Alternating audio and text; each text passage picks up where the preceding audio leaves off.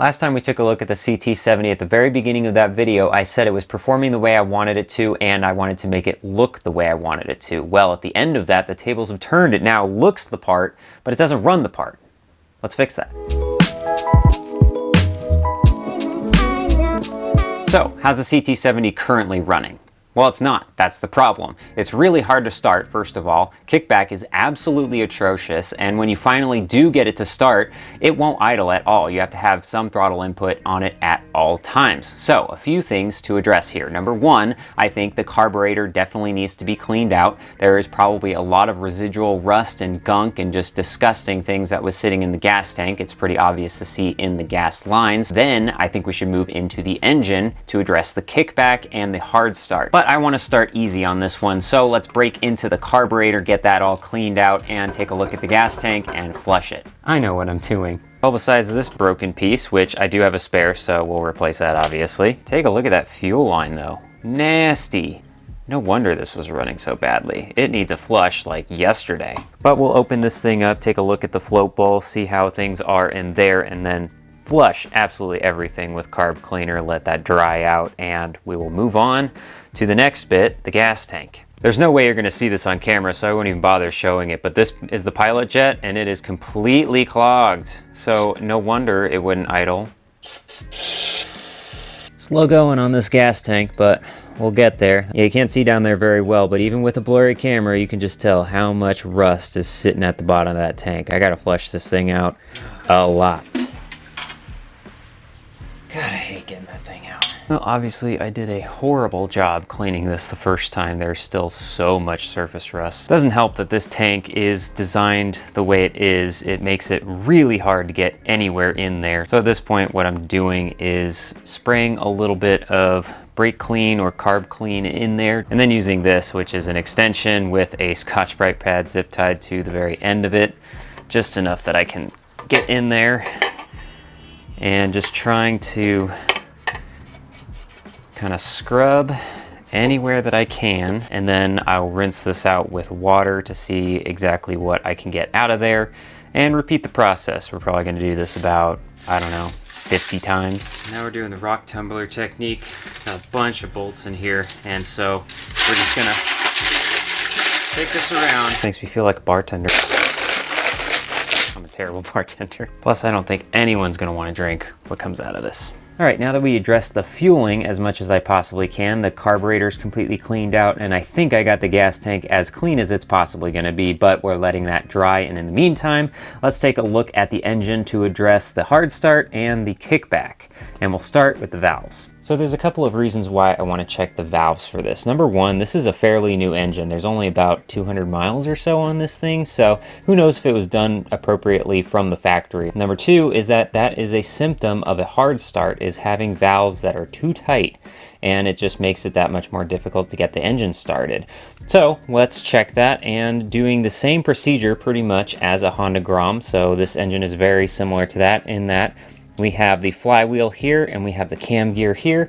We're going to pull this cover off and make sure that the markings are at top dead center. Same right here, there should be a little mark on the cam gear facing forward, making sure those two align, and then we will check the valves. Valve clearances are, as I can find online, 0.003 for the intake and 0.004 for the exhaust. So this is the smallest feeler gauge I have on this set, 0.0015, so half of the total distance that it should be.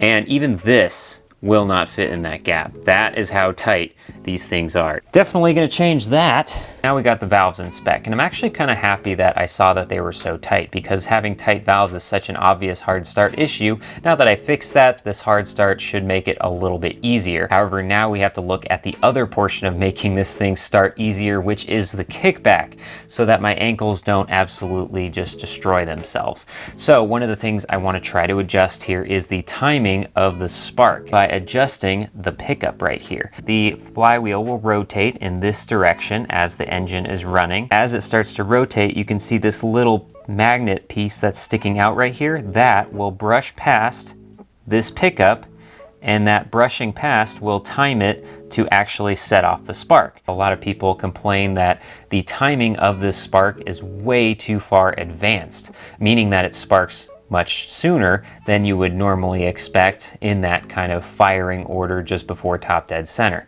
So to adjust that timing, you can move this either down to advance or up to retard. What I'm going to do is take a file to these holes to elongate them just a little bit to the bottom of them, so the very bottom of this hole and the very bottom of this hole. That way I can take this whole pickup and slide it up, which will make the spark happen later. I think I can at least file just like a couple millimeters on that. If anything, it'd just help a little bit, and hopefully a little bit is all I need at this point. Well, now we got things cleaned up. I have it loosely in place, and as you can see, it now slides a little bit up. Just a little bit, not a lot. I'm hoping that this is all that it takes, and it's just enough to just take the edge off. That's all I really need, is just for it to take the edge off. Okay, so it's been 2 weeks. I have put together everything, cleaned up everything, adjusted everything, and was going to kick it over for you and show you that there's no more kickback, but... Oh!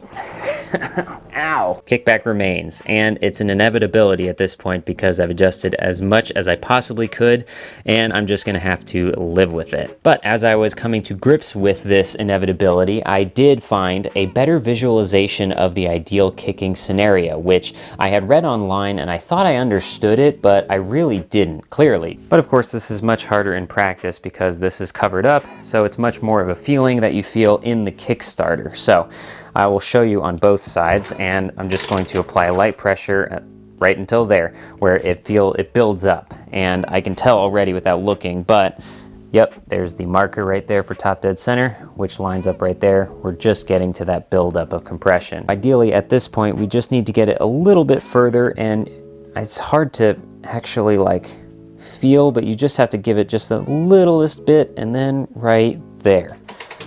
Yep. Now you can see we're in the ideal scenario. Magnet right here, as far away from this pickup as possible, and then I can just give it the kick. But the issue was that I was going too far, and I thought that I had to put more weight into it, so I would do something more like this, then bring it back up and kick it. But if you look, the magnet's right here at the very bottom of this thing. So if I were to kick this, again, it would just come right up to that spark, right as I'm kicking down, and then give me kickback. So I'll show you the exact same thing just on the Kickstarter side of things. And I'm going to push down and just kind of lightly push until, oh, already right there, I feel that buildup. And so with just a light pressure, almost like I'm just kind of adding a little bit of weight to my foot, I can feel it going off, and right there, that's literally all it is. Now it's at the ideal point, and I can put it all the way up and give it a swift kick. See, previously I'm at that buildup point again, but I was putting much more weight into it and going a lot further round. Now in that scenario, the flywheel did a lot more spinning, and it's not exactly at the top dead center point. In fact, it's actually done a whole nother revolution, and now it's building up compression again to the top dead center. So if I were to give it a kick right now, yeah, it would have sparked right in the middle of that. Again, I'm at the buildup point. I'm just like pushing my elbow into my leg, really. That's the only kind of pressure. And right there, you saw, it just kind of gave out. And the second you feel it give, you need to back off, because that's the ideal point.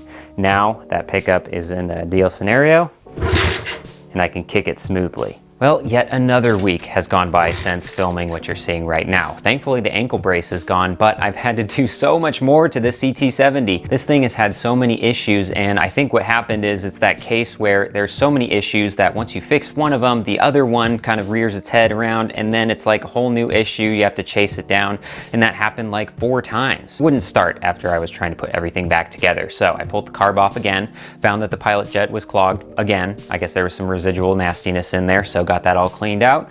Still wouldn't start. I looked at the tank and realized that the fuel line was kinked when I installed it, so it was getting fuel starvation, so fixed that. Still wouldn't start.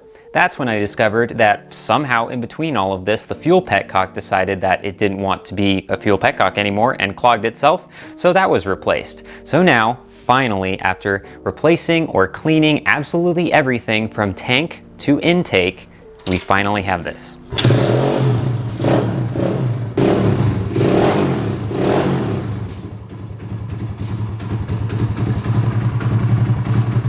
Yes, So we finally have it not only looking the way I want it to, but idling and performing and running the way that I want it to. It's finally the full package after everything has been checked, rechecked, replaced. It looks like this, and I couldn't be happier about it. Actually, I could, because now I want to take it even further and give this a nice detail so that we can really show it off. But until then,